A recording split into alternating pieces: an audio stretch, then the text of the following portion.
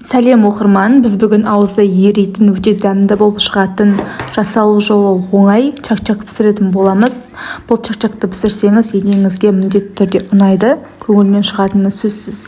Алдымен 3 жұмыртқа, оған тұз қосамыз және ас содасын қосып жақсылап біркелкі болғанша араластырамыз. Венчикпен араластырып болғаннан кейін ұн қосып қамырымызды илейтін боламыз.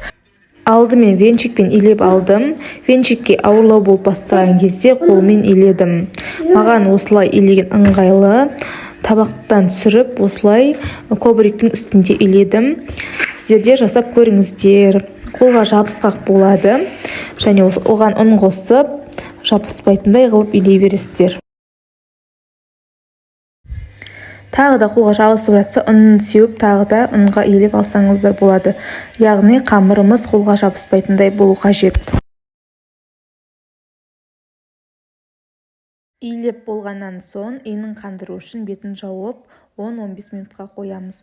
10-15 минут өткеннен кейін қамырымызды жайып бастаймыз. Яғни қатты жұқа да емес, қатты қалың да емес, орташа қылып жазып алатын боламыз.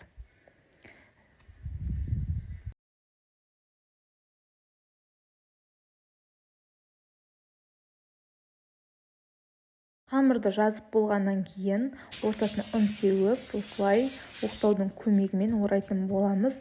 Ортасынан кесеміз.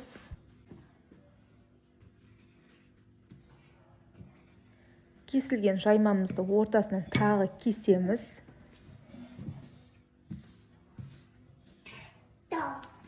Видеодағыда екі қамырды қосамыз және лапша кескен сияқты қылып осылай кесеміз. Кесіп жатқан кезде арасын ашып-ашып жіберсеңіздер болады, әйтпесе ортасы жабыс қалуы әбден мүмкін. Осылай кесіп аласыздар.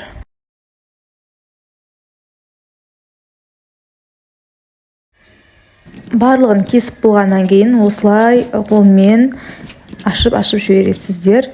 Және табанымызға май құйып, қыздырып алғаннан кейін чак-чагымызды қуырып бастаймыз. Яғни екі жағы қызарғанша араластырасыздар, яғни араластырып тұрамыз, себебі бір бетіміз екі беті қатар қызарып пісу керек. Осылай араластырып тұрасыздар. Піскеннен кейін, яғни осындай сары түске енгеннен кейін түсіріп аласыздар. Осылай қамырымызды кезек-кезекпен салып пісіріп аласыздар. Міне осындай әдемі біздің чак-чактарымыз дайын болады. Светі өте керемет, әдемі көрінетін алтын түстес болып шығады. Чак-чакқа 3 желания сгущенкасын қостым, яғни жартысын қостым. Осылай сілкіп-сілкіп араластырып алсаңыздар болады. Және осылай тәрелкеге орналастырып дастарханға қойсаңыздар өте керемет, дәмді болып шығады. Шаймен ішуге де өте қолайлы, дәмді. Шайды қайта-қайта қойып іше бергіңіз келеді. Бір жасағаннан-ақ шығады. Сіздер де жасап көріңіздер. Видео ұнаса каналға тіркеліп кетіңіздер.